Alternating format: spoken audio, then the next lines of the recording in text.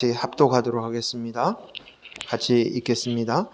하나님이 이르시되 내가 온 지면에 씨 맺는 모든 채소와 씨 가진 열매 맺는 모든 나무를 너희에게 주노니 너희 먹을 것이 되리라. 또 땅의 모든 짐승과 하늘의 모든 새와 생명이 있어 땅에 기는 모든 것에게는 내가 모든 푸른 풀을 먹을 거리로 주노라 하시니 그대로 되니라. 아멘.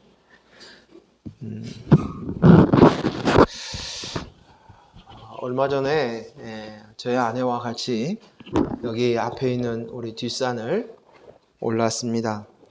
그런데 요즘 아내와 같이 산에 올라가면 그냥 여러 가지로 분주해요. 왜냐하면 이 나물은 무슨 나물이고 이 꽃은 무슨 꽃이고 이렇게 얘기를 해줘요.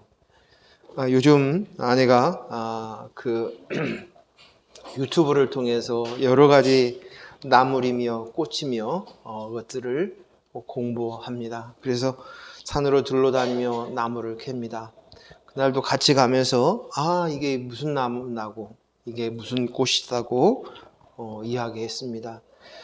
그래서 제가 그냥 평소 때는 지나쳤던 당연한 풀인 줄 알고 그냥 지나쳤던 그 풀을 주목하게 되었고 그 풀에도 이름이 있다는 것, 그리고 아내가 이름을 불러주고 가르쳐주니까 이 풀이 이름이 이것이구나 하면서 유심히 쳐다보게 되었습니다. 그런데 제가 이러면서 제 마음속에 생각하는 것이 그 나무는 참 좋겠다 하는 생각이 들어요. 그 나무를 전에는 관심도 없이 지나쳤는데 근데 제가 또 아내가 그 나무를 이름을 불러주니 참 좋겠다. 전에는 못 알아봐 주었는데 자신을 알아봐 주고 자신의 가치도 또 그 나물의 효능도 설명해 주니 얼마나 좋을까라는 생각이 들어갔습니다. 이젠 이름을 불러주고 주목을 받는다는 것, 그것은 나를 알아주는 거예요. 알아봐 주는 거죠. 그때 행복하겠다 그런 생각을 했습니다. 제가 신학교에 들어간 지 얼마 안 되었을 때 저희 신학교에 그 오덕교 교수님이라는 분이 계시는데 저를 처음 뵙고 그런 사이입니다. 그런데 저를 보시고 제 이름을 정확히 불러서 저를 부르시는 것이었어요. 깜짝 놀랐습니다. 저를 처음 봤고 한 번도 그 전에 신학교에 오기 전까지도 한 번도 만난 적도 없고 뵌 적도 없었던 교회사 교수님이셨는데 제 이름을 불러주었습니다. 당시 제가 학업 때문에 많이 위축이 되어 있었어요. 또 힘이 들었고 버겁다는 생각들을 가지고 있었던 시절이었는데 교수님이 제 이름을 불러주니까 아주 인정받는 것 같고 기분이 좋고 존재감이 없었던 제가 존재감이 있는 것 같고 그래서 아주 기분이 좋았습니다. 근데 나중에 선배님께 여쭤봤더니 그 교수님은 1학년 전체가 80명인데 그분들을 수업에 들어가기 전에 모두 다 사진하고 이름하고 연관을 시켜서 다 외우시고 들어오신다는 거예요. 그래서 결국 신학교 1학년, 2학년, 3학년생 모두를 그분은 다 알고 계시고 또 신상에 대해서까지도 다 알고 계셨다는 것입니다. 후에 이제 그 교수님이 총장님이 되셔서 있다가 이제는 은퇴를 하셨습니다. 자기 이름을, 자기 가치를 알아준다는 것이 이렇게 좋은 것이고 또 힘이 되어주는 줄 모르겠습니다.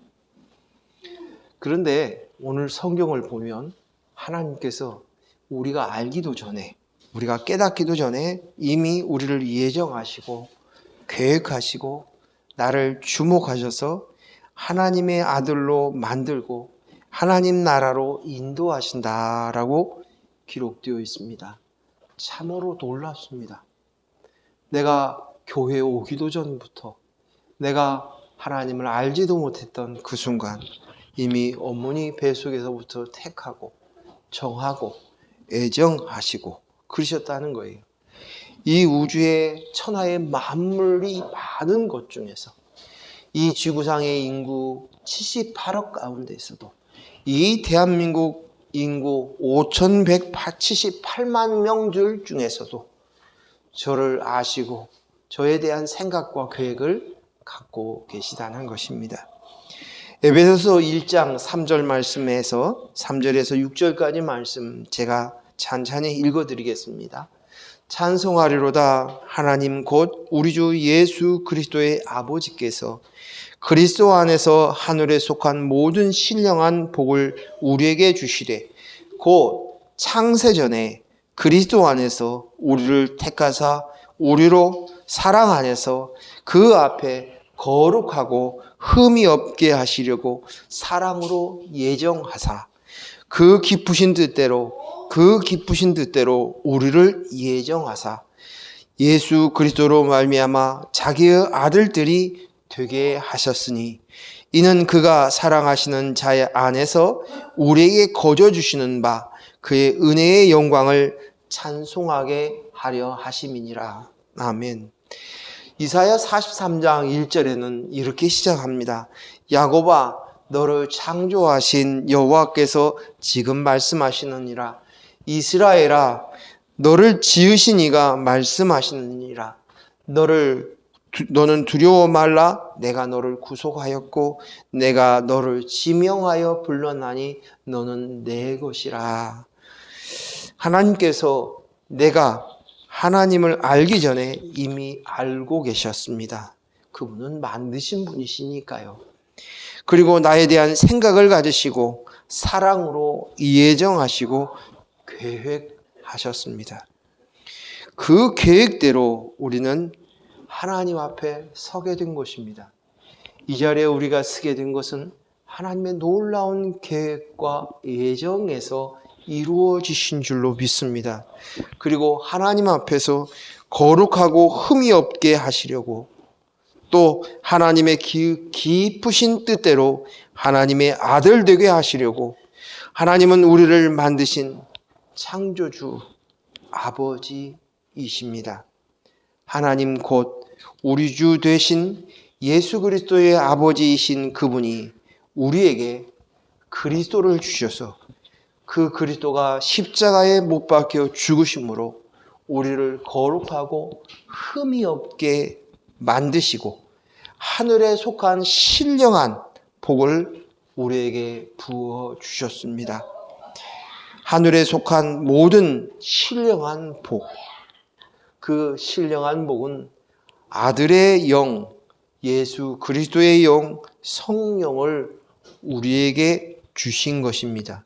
그래서 아버지 하나님과 영원히 아들로 살게 하십니다. 이것이 아버지의 나에 대한 생각과 계획이십니다. 놀랍지 않습니까? 감사하지 않습니까?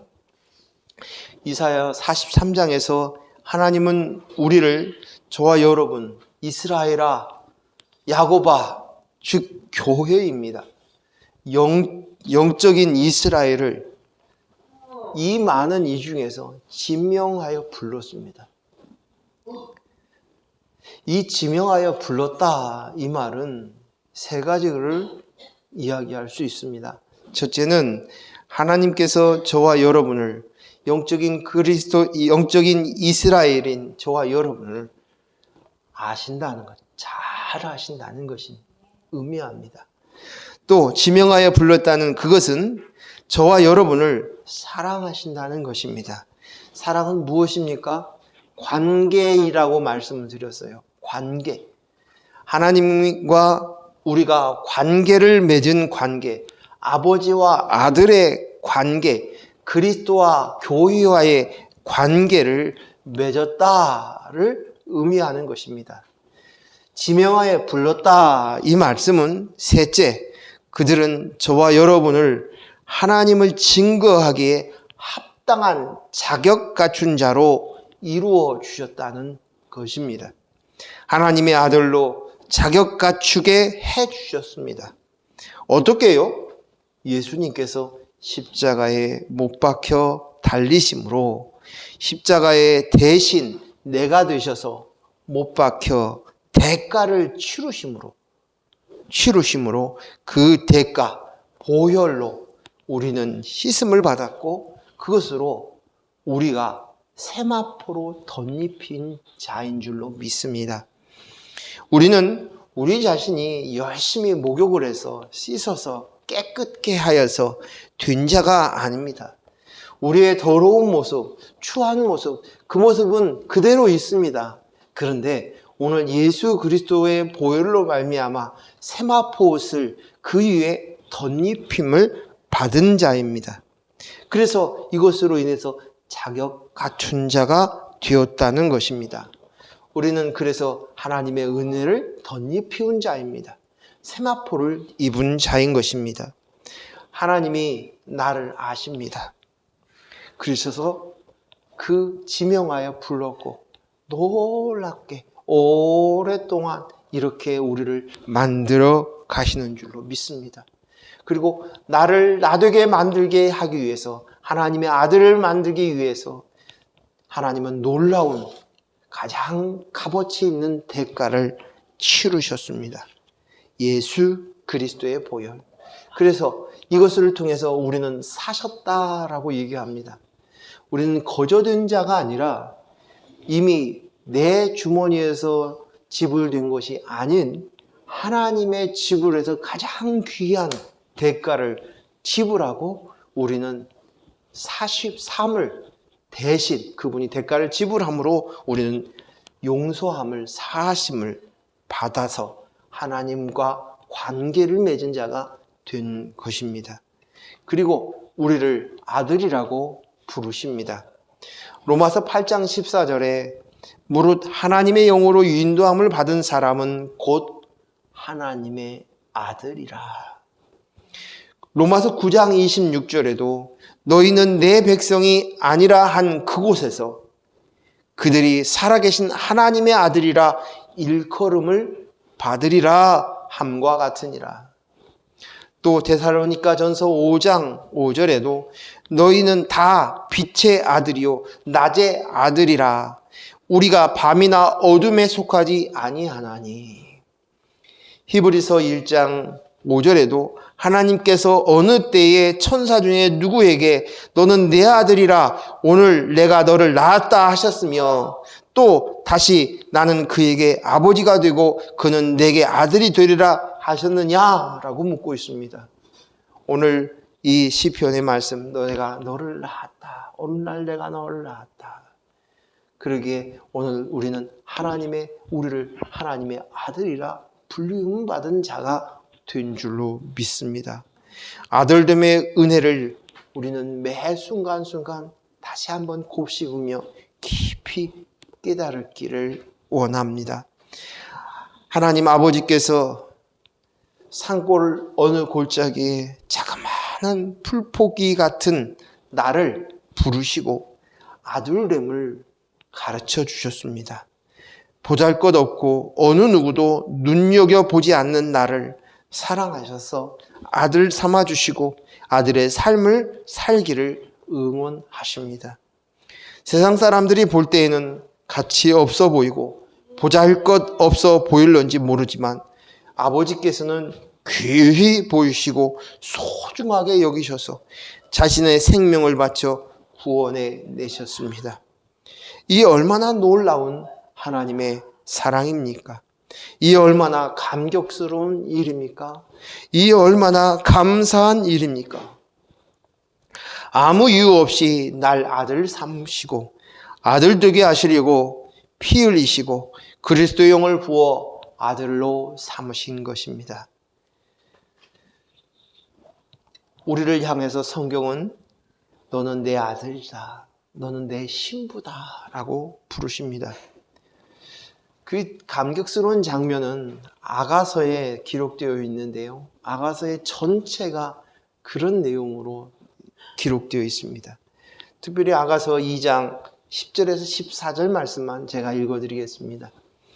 나의 사랑하는 자가 내게 말하여 이르기를 내 사랑 내 어여쁜 자여 일어나서 함께 가자. 겨울도 지나고 비도 그쳤고 자연에는 꽃이 피고 새가 노래할 때가 이르렀는데 비둘기의 소리가 우리 땅에 들리는구나. 무화과 나무에는 푸른 열매가 익었고 포도나무는 꽃을 피워 향기를 토하는구나. 나의 사랑 나의 어여쁜 자야 일어나서 함께 가자. 바위 틈 낭떠러지 은밀한 곳에 있는 나의 비둘기야 내가 내 얼굴을 보게 하라. 내 소리를 듣게 하라. 내 소리를 부드럽고 내 얼굴은 아름답구나. 주님은 우리를 나의 사랑 내 어여쁜 자야 일어나서 함께 가자고 말씀하십니다. 여기에 있는 여인은 술람미 여인입니다. 이 여인은 햇볕에 쬐어서 겉모스름하다고 기록되어 있습니다. 또 양떼를 보니 그의 몸에는 이미 마구간의 냄새로 양들과 같이 다니는 짐승의 냄새로 가득합니다. 그리고 게달의 장막같이 즉 물개의 가죽에 거무쭉쭉한 그러한 피부를 가지고 있는 사람 같다고 얘기합니다. 그런데 신랑 되신 주님은 여인 중 어여쁜 자여 내 사랑아 라고 부르십니다. 이 술람미 여인이 바로 교회인 저와 여러분입니다. 신랑 되신 주님이 신부인 교회인 저와 여러분을 향하여 말씀하시고 계시는 것입니다. 어여쁜 자여 나와 함께 가자. 너의 목소리를 들려다오 라고 말씀하십니다. 전 우리 아이가 모두 다 사랑스럽습니다. 그런데 그 사랑스럽고 귀한 자녀들 중에서 우리 막내 아이가 더 귀엽고 더 정이 가고 사랑이 갑니다. 그런데 우리 아이는 여러분도 알다시피 몸매도 뚱뚱하고 그리고 때도 잘 쓰고 꼬집기도 때리기도 물기도 합니다. 울기도 합니다. 울 때는 얼마나 목소리가 큰지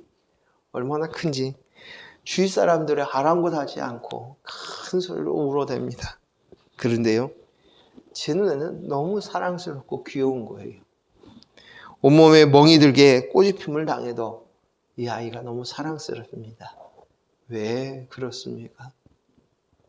이 아이는 내 아이이기 때문에, 내가 아비이기 때문에 그렇습니다. 하나님께서 우리를 바라보실 때도 마찬가지입니다. 형편없어도 보잘것없어도 하나님 아버지의 눈에 보이는 우리는 정말 게달의 가죽같이 보이고 그리고 거무죽죽한 피부에 또 안 좋은 향기에 그 양떼들에게 묻혀 사는 그런 마구간 냄새가 나와도 너무 사랑스럽고 어여쁘다고 귀하다고 아름답다고 나하고 같이 가자고 너의 목소리 한번 들려달라고 말씀하시는 것입니다. 얼마 전 제가 TV를 보고 있는데 한 다큐멘터리를 EBS에서 해주었습니다. 눈을 끌어서 보았어요. 주제가 뭐냐면 세상에 갖가지 아름다운 꽃들이었습니다. 꽃들. 그곳에 보니까 정말 아름다운 꽃들이 있었습니다. 그리고 꽃의 모양도 다양했습니다. 그리고 꽃이 세상에서 제일 큰 수미터의 꽃도 있었습니다. 그리고 그 꽃이 가까스에 향기가 나는데 어떤 꽃은 악취가 나는 꽃이었습니다. 그 향기를 뿜는 그 꽃도 있었습니다. 참 신비스러웠습니다. 그런데 그 꽃들마다 그 꽃을 넋이 나가서 쳐다보고 있는데 그 다큐멘터리의 멘트가 하는 아나운서가 뭐라고 얘기하냐면 이 꽃들은 모든 이 다양한 모양, 다양한 형태, 어떤 꽃은 위에 꼭대기에 꽃이 있는 게 아니라 나무의 제일 밑바닥에 꽃이 피는 거예요. 근데 이 꽃은 단 한 가지의 목적이 있다는 것입니다. 그 목적이 뭔 줄 아십니까? 그 꽃은 그렇게 화려하게, 그렇게 아름답게, 아니면 또 여러 향기와 어떤 악취를 꺼내는 이유는 짐승을 부르고 꽃과 나비와 또 개미와 이런 것들을 불러서 수정되어서, 수술과 암술에 수정되어서 씨를 맺게 할 목적이라는 것이에요. 이 한 가지의 목적으로 그렇게 꽃을 피워내고 그렇게 현란한 색채를 발하고 그런 다양한 악취와 여러 가지 향기를 뿜어낸다는 것입니다. 그 악취를 뿜는 그 향기는 파리에게는 최고의 향기로운 냄새래요. 그래서 그렇게 뿜어낸다는 것입니다. 제가 그 모습을 보면서 성경의 한 구절이 생각이 났습니다. 그것은 바로 오늘 읽었던 창세기 1장 29절 30절입니다. 제가 한 번 더 우리 같이 읽겠습니다. 같이 한 번 더 읽겠습니다. 하나님이 이르시되 내가 온 지면에 씨 맺는 모든 채소와 씨 가진 열매 맺는 모든 나무를 너에게 주노니 너희 먹을 거리가 되리라. 또 땅의 모든 짐승과 하늘의 모든 새와 생명이 있어 땅에 기는 모든 것에게는 내가 모든 푸른 풀을 먹을 거리로 주노라 하시니 그대로 되니라. 아멘. 여기에 보니까 우리에게 사람을 만드시고 사람에게는 어떤 것을 허락하셨냐면 씨 맺는 모든 채소와 씨 가진 열매 맺는 나무, 모든 나무를 우리에게 주어 먹게 하셨다. 먹으라 라고 말씀하십니다. 너의 먹거리가 되리라 라고 말씀하셨습니다. 그리고 씨가 없는 푸른 풀들은 누가 먹는다고 얘기하고 있습니까? 짐승들에게 주겠다는 거예요. 푸른 풀.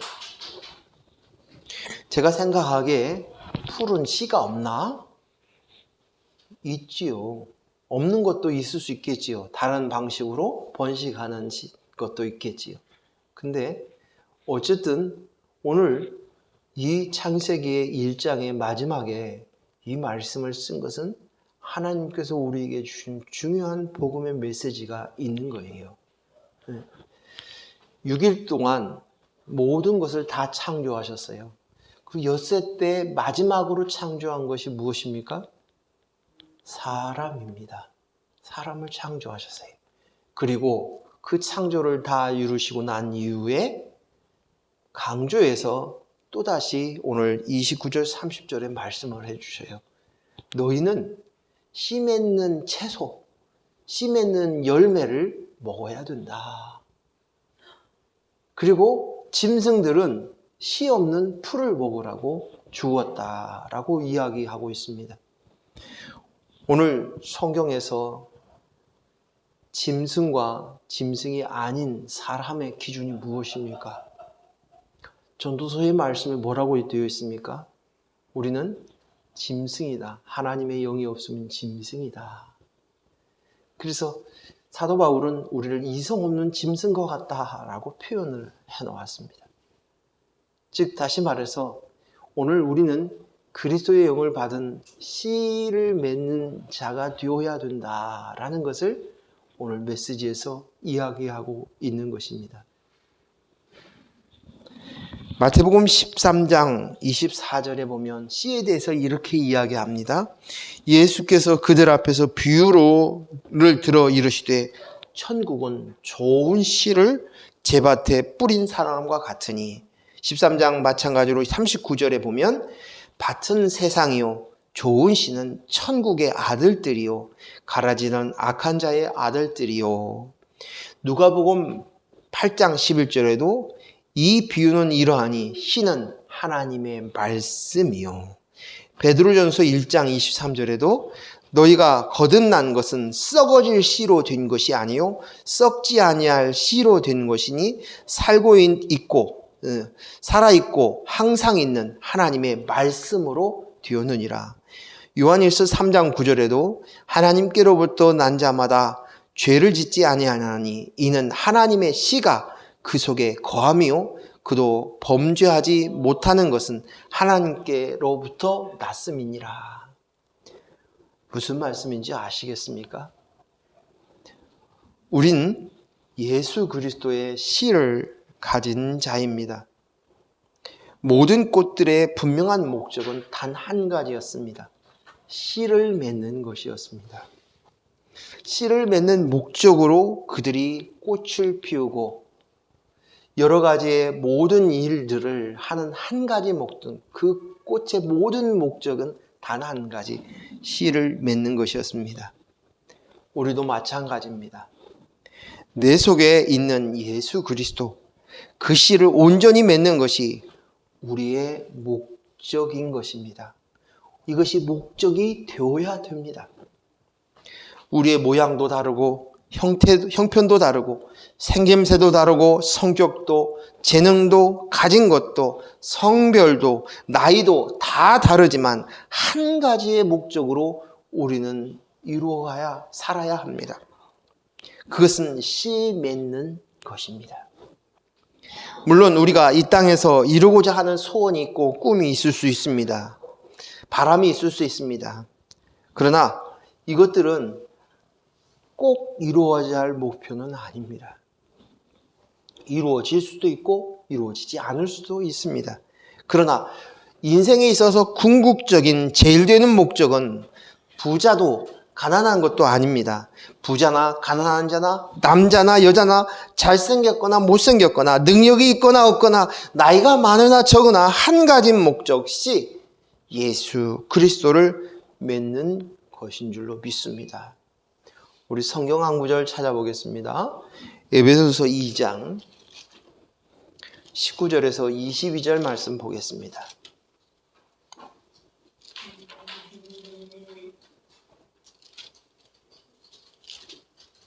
에베소서 2장 19절에서 22절 끝절까지 말씀을 한번 같이 읽도록 하겠습니다. 에베소서 2장 19절 시작. 그러므로 이제부터 너희는 외인도 아니요 나그네도 아니요 오직 성도들과 동일한 시민이요 하나님의 권속이라. 너희는 사도들과 선지자들의 터 위에 세우심을 입은 자라. 그리스도 예수께서 친히 모퉁이 돌이 되셨느니라.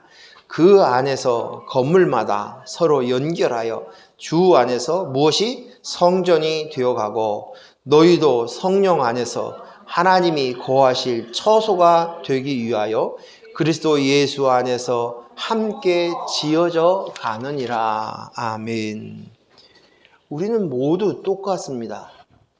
우리의 모양, 우리의 형편 다 다르지만 우리는 하나님, 오늘 성경 말씀대로 하나님 나라의 시민이고 하나님의 권속입니다. 하나님의 가족이에요. 아들이에요.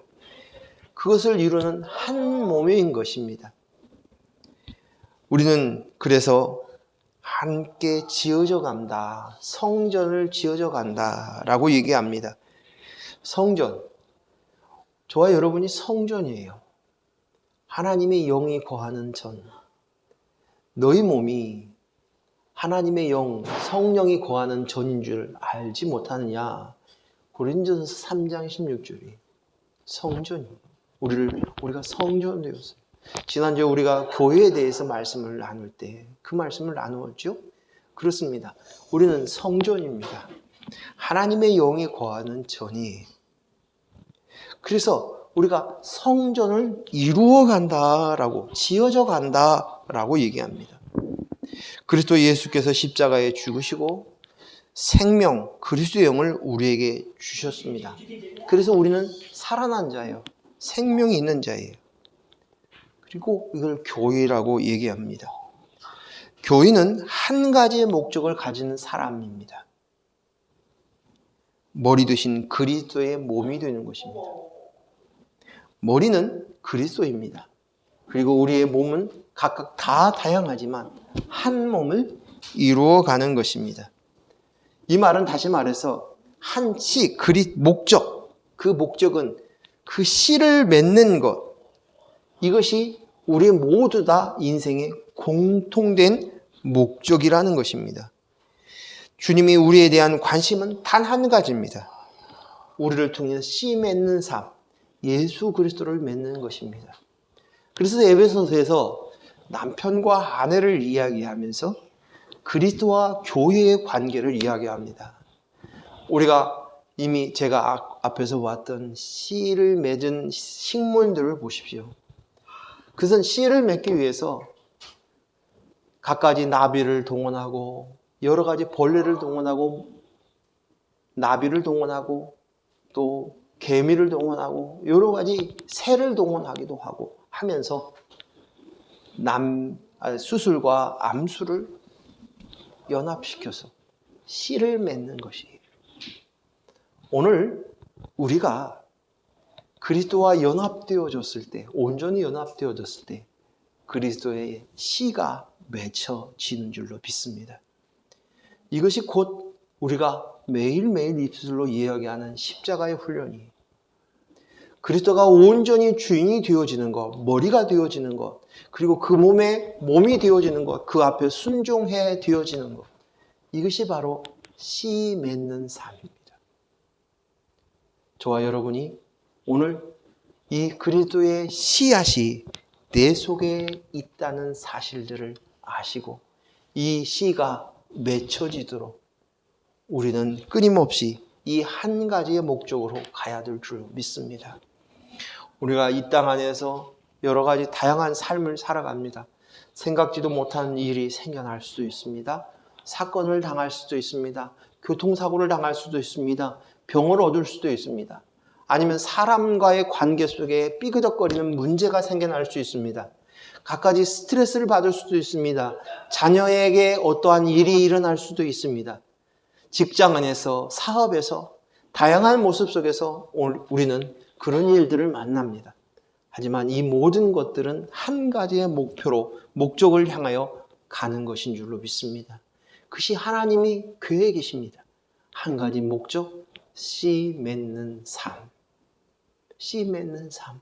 이것으로 우리를 이끌어 가시는 것입니다. 그래서 우리는 똑같이 목표가 똑같은 사람들입니다. 다 다르지만, 다 다양하지만 한 목표를 향하여 가는 자인 줄로 믿습니다. 여러분에게 어떤 문제가 생겼을 때도 곧 그 일을 통해서 한 목표로 가시는 거예요. 내가 그리스도용으로 된 나지. 그리스도가 내게 머리 되심이지. 내가 교회구나. 내 교회의 머리 되신 그리스도시지. 이것이 온